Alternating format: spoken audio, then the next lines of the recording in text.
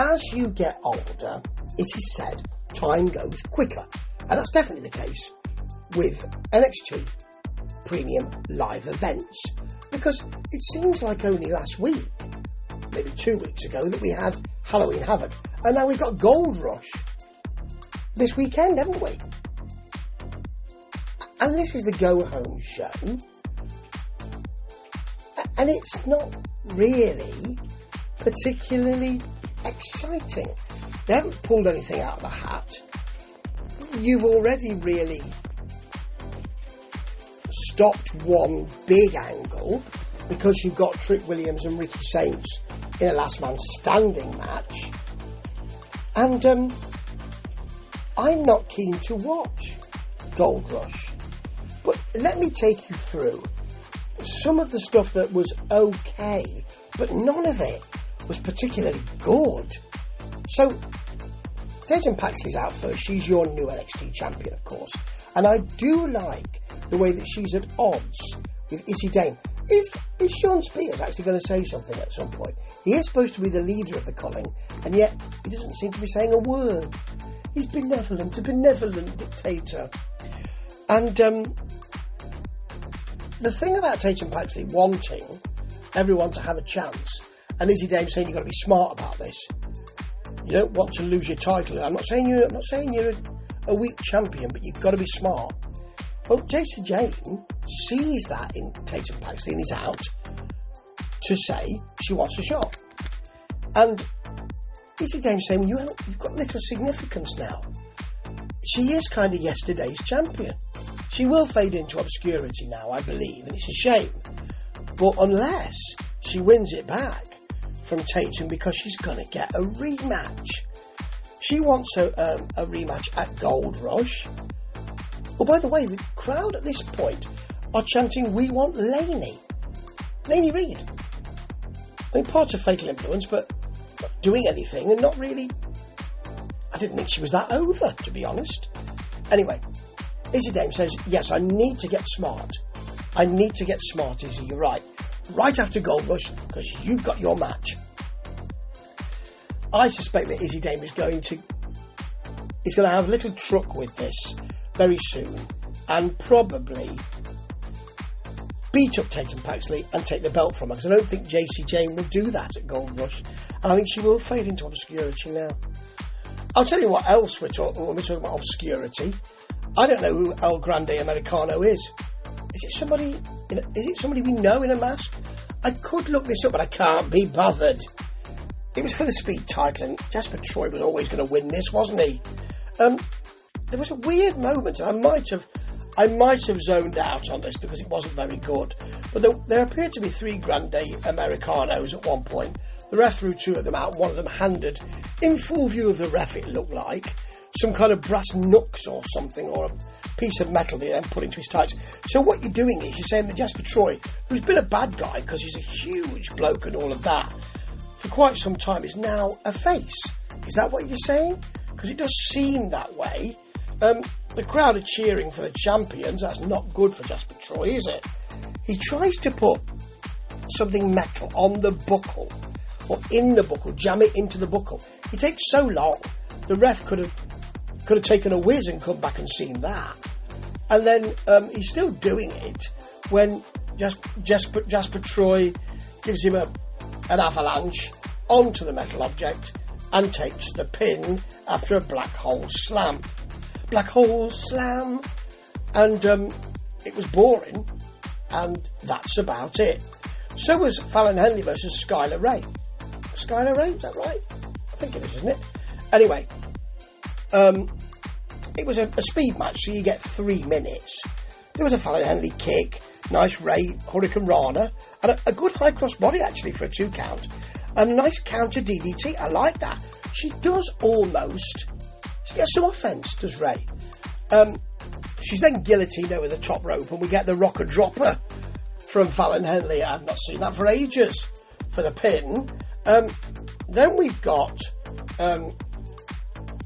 Thea Hale versus Alba Fire, and Joe Hendry he's done the I believe in Joe Hendry, and all that. with Thea Hale, who's getting the Joe Hendry rub. There's a basement clothesline from Hale, a world's strongest slam, which is not called at all. Is Mark Henry working for WWE now? I think he is, isn't he? His son certainly is. Anyway, we've got a springboard sent on missed. She then gets the Kimura, but Alba throws her into the corner and hits a really nice over-rotated tornado DDT. But Hale's back with the Michinoku driver for a 2.999 recurring. Chelsea Green then distracts her. Paige then distracts as well. And Hendry goes for Paige. He's going to win the North American title, isn't he? Yes, I think so. Chelsea Green kicks Ethan by mistake and is... I can't remember what Hale did, but she then walked into a super kick for a long 2 count, but then she counters and rolls her up suddenly for a pin, and there you go. What else did we have this week? We had people fighting in front of Ava, and actually they did something interesting, really, which was, I can't remember who it was going to the ring. It was Miles Bourne going to the ring. I need to have a look at this Tavian Heights match. And she says, don't interfere. That's quite good.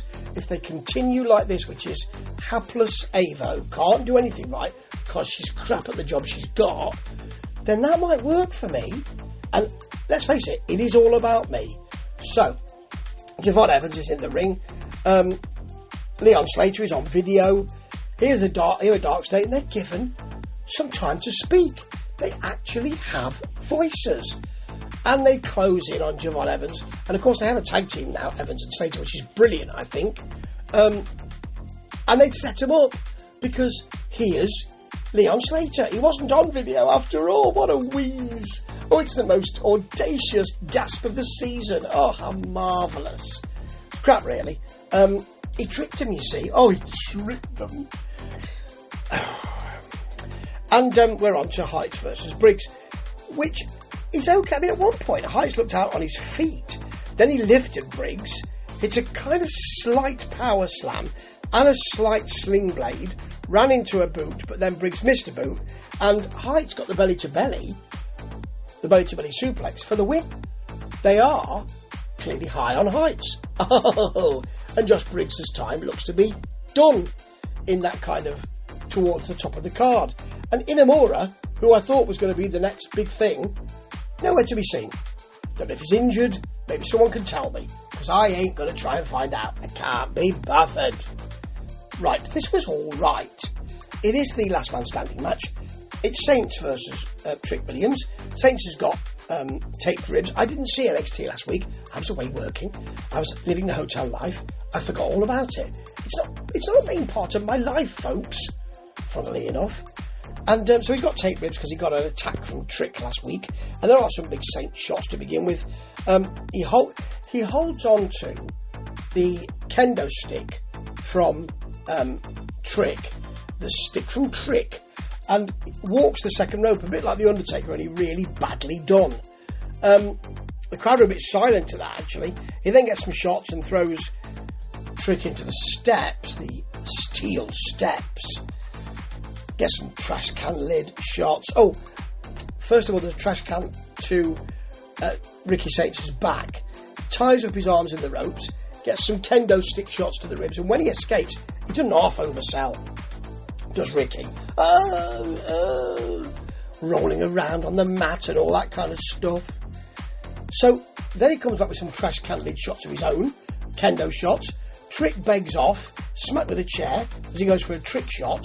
He's actually bloodied on the side of his face. They don't mention it, so clearly it wasn't a blade situation. It must have been hard way, folks. Hard way. Then he throws Saints into a corner, smacks him with the steps, hits a trick shot, picks him up, though, before the 10 count. Oh, says Vic, I think he saw that Saints might be moving. That's a really bad move. See if he can get up by the count of 10. That doesn't say this is awesome, champ, but that certainly wasn't. He then puts the steps on him, stands on the steps thinking he won't be able to get out here, but there's a little V in the steps, isn't there? And Ricky Saints scoots out the back, pushes him off the steps onto some kind of, it looked like a little speaker thing, really small, and then speared him through the rigged wall. Or did Saints go through the rigged wall? I was more interested in the rigged wall because they're not even bothering to put any wall there now. It's a piece of paper. That's how ridiculous this is.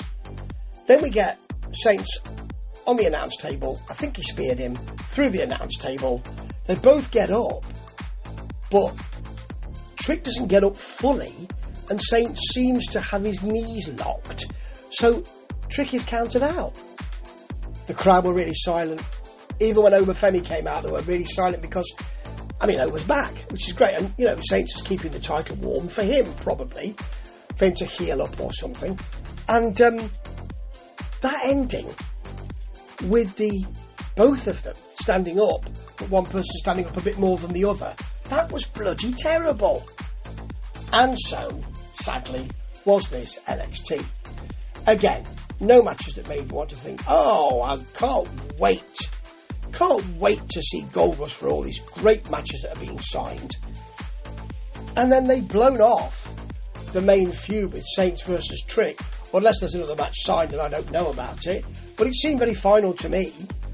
Why would you watch Gold Rush when you know that going into it, NXT is clinker?